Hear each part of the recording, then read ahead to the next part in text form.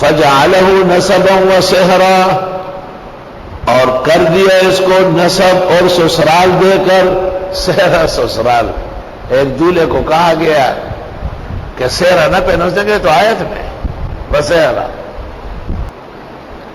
سندھ میں ایک جگہ جانا ہوا، بلایا تھا کہ آؤ بخاری ختم کرو۔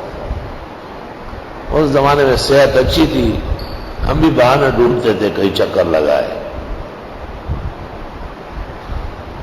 وہ شیخ الحدیث محتمم ناظم مدرس دور تک آئے، یعنی کہ کیوں اتنا بڑا استقبال کر رہا ہے؟ وہ نہیں، دور حدیث کے طلباء گم ہو گئے، ہمارے خوار یو آوا غمس خاؤ، 4 طالب علم تھے اور چاروں غائب تھے، اور ہم کراچی سے پہنچ گئے۔ میں نے کہا کوئی ایسی بات نہیں ہے، وہ کلمتان خفیفتان وہ آپ کو پڑھا لوں گا، اب بلائے تو بیٹھنا تو پڑے گا۔ نہیں ہم تو حاضر ہیں، طلبہ بھی ہوتے۔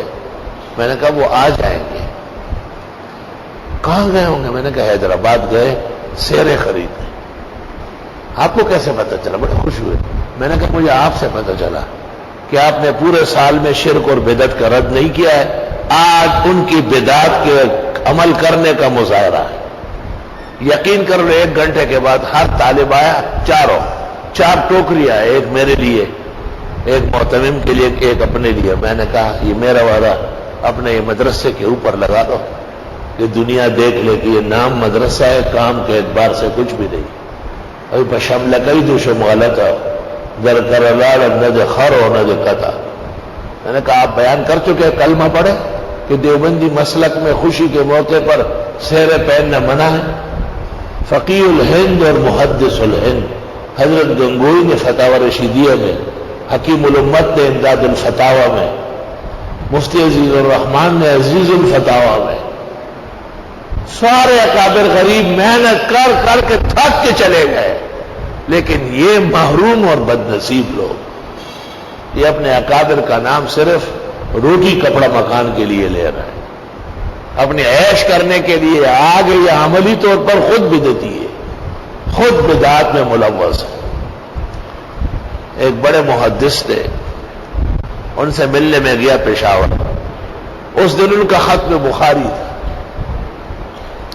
اور ختم شروع ہو چکا تھا، بڑا رش تھا، روڈوں پر دور تک بازار تھے، سیرے بک رہے تھے۔ بعد میں مجھے کہا کہ دیکھا آپ نے؟ میں نے کہا دیکھا۔ میں کہ کیسے محسوس کیا؟ میں نے کہا یہ محسوس کیا کہ سال بھر میں آپ نے بدعات کا رد نہیں کیا ہے، ایک دفعہ بھی آپ نے طالبوں کو نہیں کہا کہ سہرے پہننا بدعات میں سے، نہ یہ کہا ہے کہ علماء دیوبند کے مسلک کے خلاف ہے۔ تو یہ کیسے درس حدیث ہے جس میں نہ مسلک کا ذکر ہے نہ حرام و حلال کا بیان؟ میں نے کہا سندون کے فضلاء سہرے پہن لیں کہ ان کی سندیں کینسل کرتا ہوں یا نہیں؟ مجال ہے کہ وہ شخص یہاں کا سند یافتہ ہو۔ سال بھر توحید و سنت، شرک اور بدعت کا رد، رسوم کا رد، اور آخر دن میں بخاری پر مٹی ڈالنا اور پیغمبر کی حدیثوں کو پیٹ کرنا، یہ انسانی تہذیب نہیں، بد تہذیبی، لیکن ان میں اساتذہ کا ضرور دخل ہے۔ فَإِلَى اللَّهِ الْمُشْتَكَى۔